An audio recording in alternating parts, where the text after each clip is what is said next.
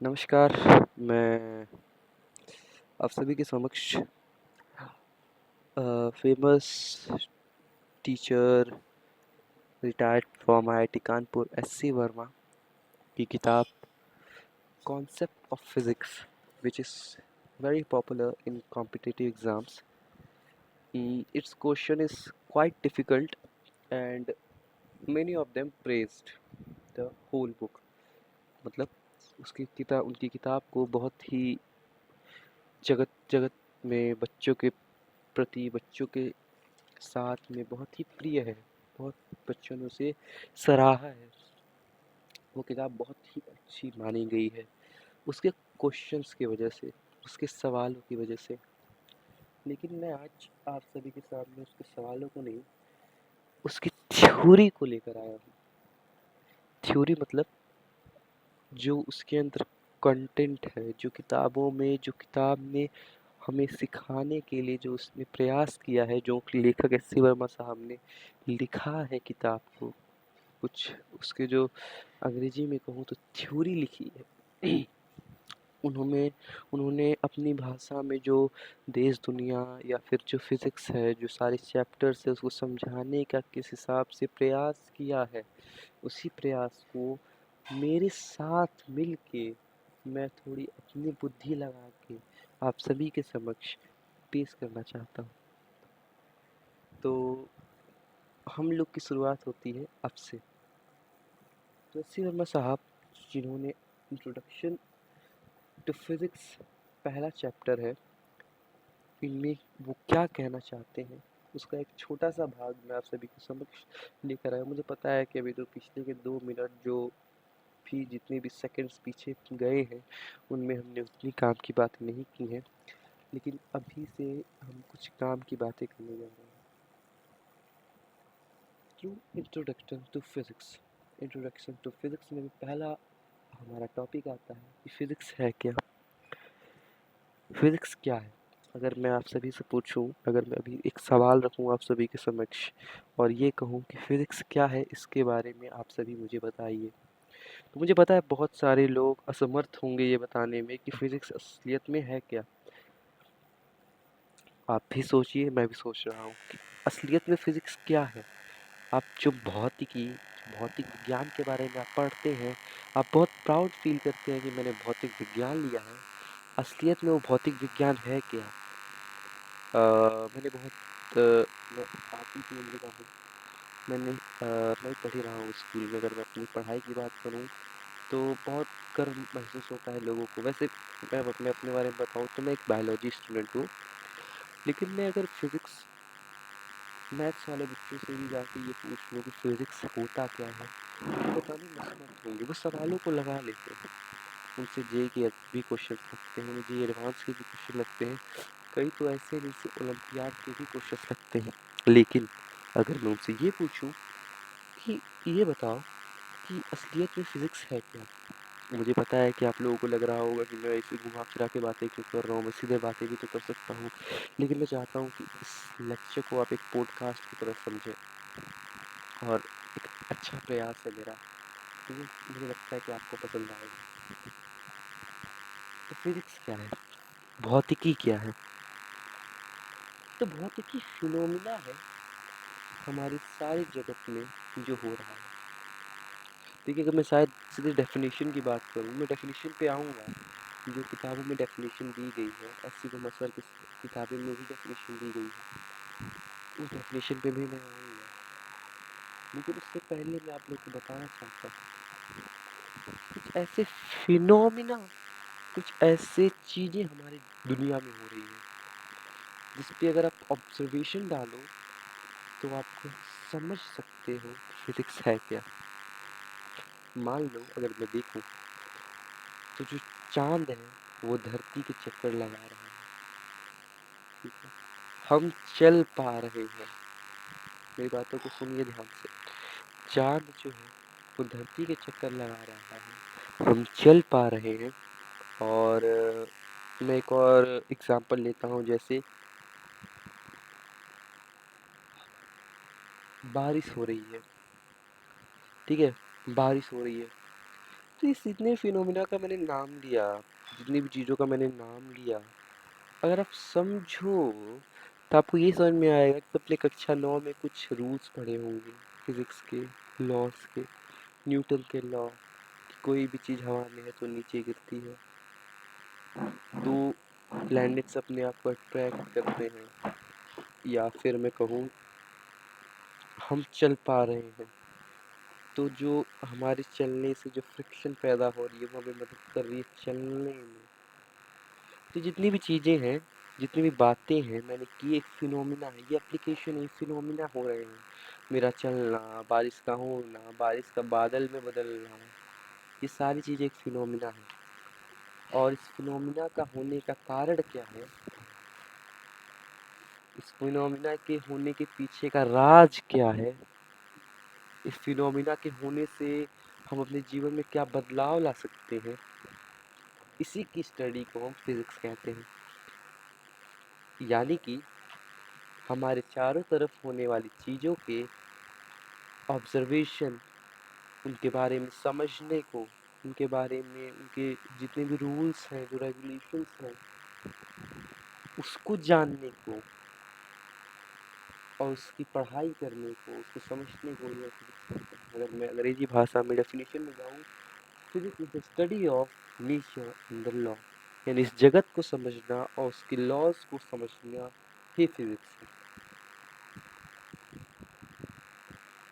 अब समझते हैं, अभी मुझे जाहिर सी बात होगी आप समझ चुके होंगे कि फिजिक्स क्या है।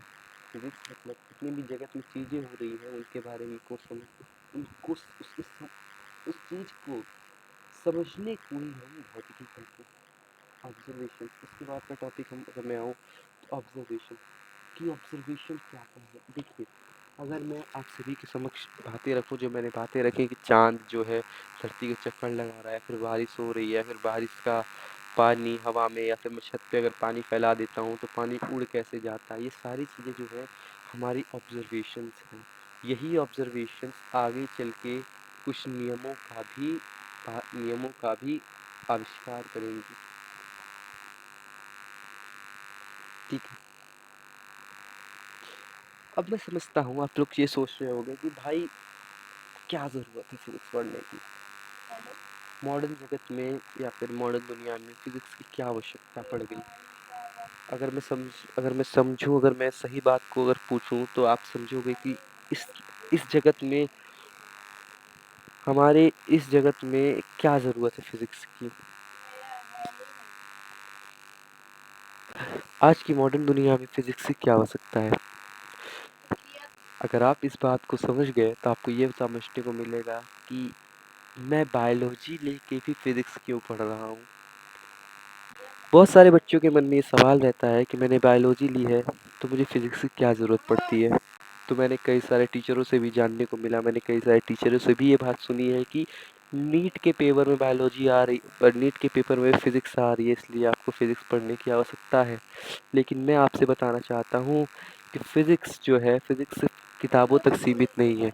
फिजिक्स जो है वो किताबों तक सीमित नहीं है, फिजिक्स का एप्लीकेशन कई सारी दुनिया में फैला हुआ है। इस एग्जांपल के लिए मैं लूँ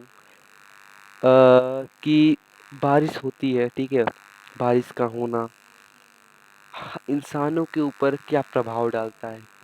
एक एग्जाम्पल है, ठीक है, बारिश का होना इंसानों के ऊपर क्या प्रभाव डालता है। ये जो जितनी भी प्रभाव की चीज़ें हैं ये किस टॉपिक में आएंगी, ये बायोलॉजी में आएंगी कि कुछ चीज़ें इंसानों पे कैसे रिएक्ट करती हैं, कैसे उसका प्रभाव होता है। ये चीज़ें किस में आएंगी, ये आएंगी बायोलॉजी में। आप बायोलॉजी में पढ़ोगे या फिर अगर आप साइंटिस्ट बनोगे तो आप इस चीज़ की खोज करोगे। लेकिन अगर आपको ये जानना है कि बारिश इंसानों पे क्या प्रभाव डालती है तो आप ये भी तो समझने का प्रयास करोगे कि बारिश आ कैसे रही है। तो ये जो आना है यही फिजिक्स का प्रयोग है, फिजिक्स का एप्लीकेशन है। तो इसीलिए बहुत ही आवश्यक हो जाता है आप सभी का फिजिक्स के बारे में बेहतर तरीके से समझना। फिजिक्स मेडिकल जगत में भी यूज़ होती है। तो चलिए मैं आप लोग को एक कहानी बताता हूँ, बहुत अच्छी कहानी है, मुझे समझ सकता हूँ आप लोग को पसंद आएगी। तो ये कहानी है कि एक चेस का गेम मैं लेता हूँ, ठीक है, एक चेस का गेम है। एक चेस का गेम है। अगर आप चेस के नियमों को नहीं जानते हो तो आप उस चेस को मान लो एक चेस का गेम है, ठीक है।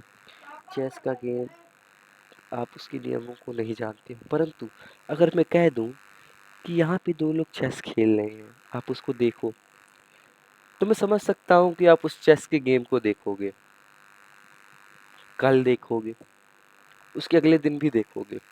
मैं कह रहा हूँ आपसे, आप देखो, केवल आप देखो। आप उसके अगले दिन भी देख रहे हो, आप उसके अगले दिन भी देख रहे हो, आप उसके अगले दिन भी देख रहे हो। तो ये देखना जो है, ये जो आप देख रहे हो, इसी को हम ऑब्जर्वेशन कहते हैं।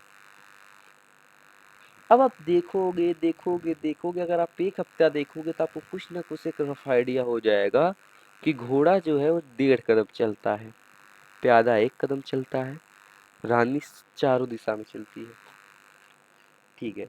इस समय तक, इस सर्टेन डिस्टेंस के समय तक आपको पूर्ण ज्ञान नहीं है चेस का। अगर कोई प्लेयर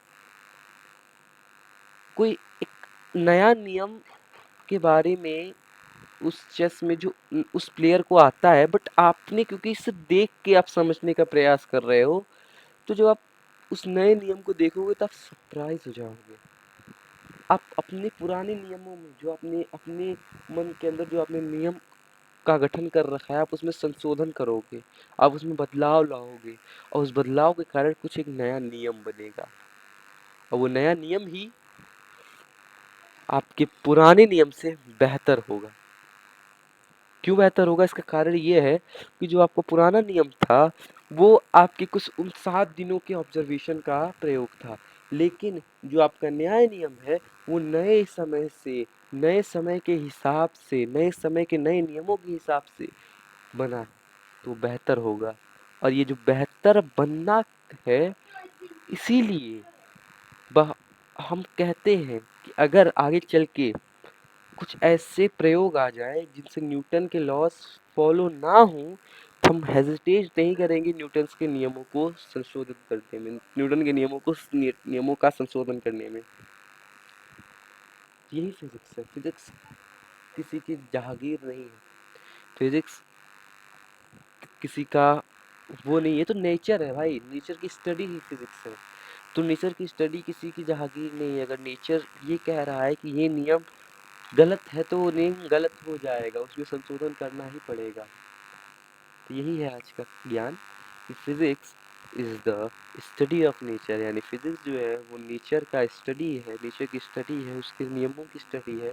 अगर उन नियमों को देख कर समझ कर अगर हमें उन पुराने नियमों में बदलाव लाना पड़े, तो पुराने नियमों में बदलाव लाने में सहमत सहमति रखेंगे।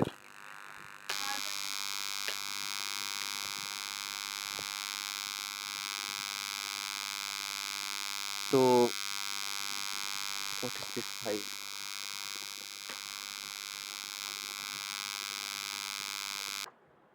Now sorry for disturbance. तो ये था हमारा भाई आज का फिजिक्स का ज्ञान। तो अभी हम आगे बढ़ते हैं हमारे नए टॉपिक पे, जिसका नाम है यूनिट्स। यूनिट्स अगर मैं किताब की ही एक लाइन में चलते जाऊं, तो अगला टॉपिक आता है यूनिट्स। तो देखिए, यूनिट क्या है, यूनिट कैसे है, यूनिट क्यों है, ये सब समझने से पहले आपको समझना पड़ेगा यूनिट है क्या। सबसे पहले ये समझते हैं कि फिजिक्स जो है नेचर्स के लॉ को डिस्क्राइब करता है। यानी फिजिक्स माने भौतिकी जो है, नियम, जो संसार का नियम है उसके बारे में ही बताता है, ठीक है। अब हम बात करते हैं, जैसे मान लो अगर मुझे संसार का नियम बताना है, तो मुझे, जैसे मान लो अगर मैं कहूँ कि एक गोली जो है वो इंसान को जाके लग गई, ठीक है, इंसान को जाके गोली लग गई, तो उसमें कुछ इंसान के बॉडी में कुछ, वो कुछ रफ्तार से आई और लगी। तो ये जो रफ्तार से आना, फिर लगना, फिर लगने के बाद गोली का उस शरीर से छेद करके निकलने के बाद धीमा होकर गिर जाना, ये कुछ नियमों के बारे में हमें समझाता है।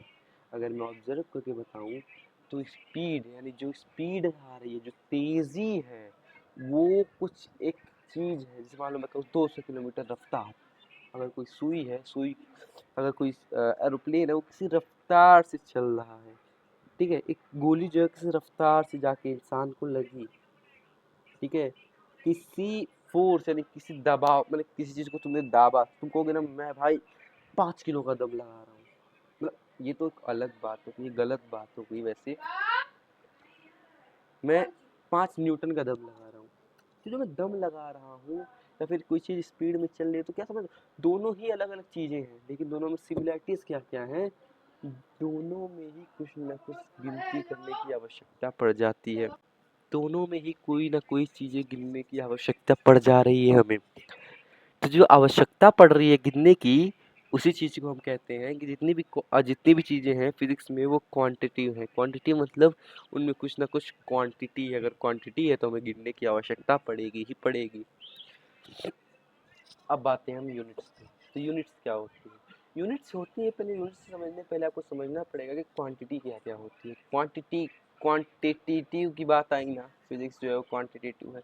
तो क्वांटिटी क्या होती है? क्वांटिटी भी दो प्रकार की होती है, एक होती है फिजिकल, एक होती है डराइव, जो कि हम आगे पढ़ेंगे। पहले आपको समझना पड़ेगा कि क्वांटिटी होती क्या है। क्वांटिटी मतलब कोई भी चीज़ है जिसे हम गिन सकें। अब कैसे गिनेंगे वो आगे की बात है।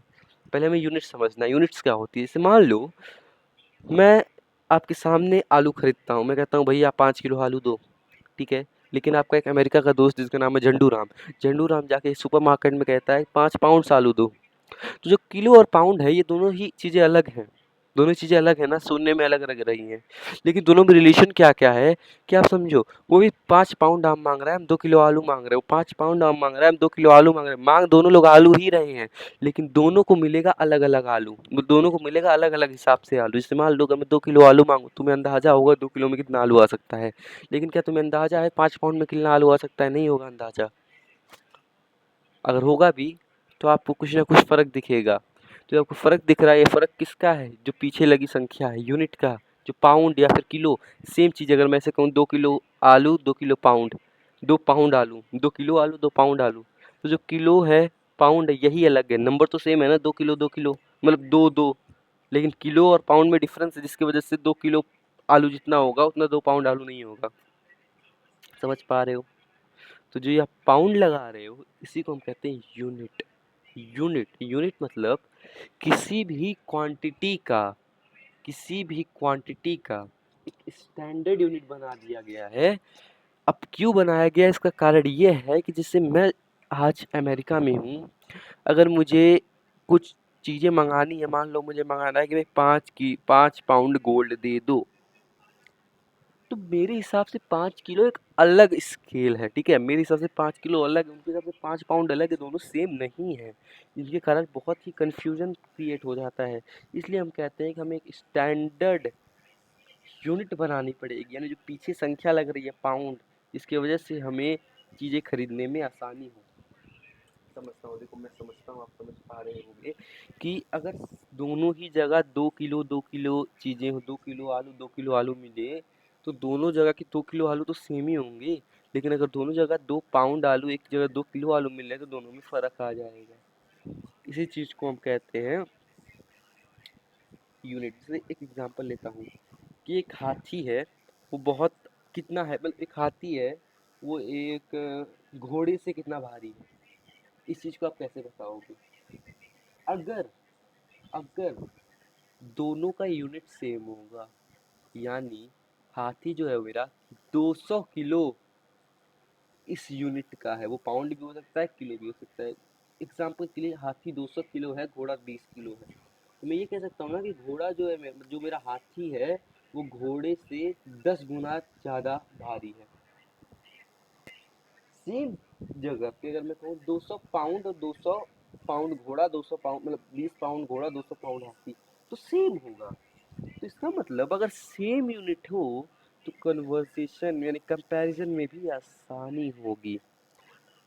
इसीलिए वैज्ञानिकों ने यूनिट क्वांटिटी का इजाद किया, यानी एक ऐसी यूनिट क्वांटिटी जो सिर्फ यूनिट के बारे में बताए। जैसे मान लो 2 घंटा, तो जो 2 है वो क्या दर्शा रहा है कि 2 गुना यूनिट के, और जो आवर है वो हमारी यूनिट है। मैं कहूँ 5 किलो, तो 5 क्या दर्शा रहा है? 5 किलो यूनिट के, और जो यूनिट है वो हमारा किलो है। तो आज के लिए हम बस इतना ही रखते हैं, मिलेंगे आपसे किसी नई वीडियो में। धन्यवाद। जय हिंद।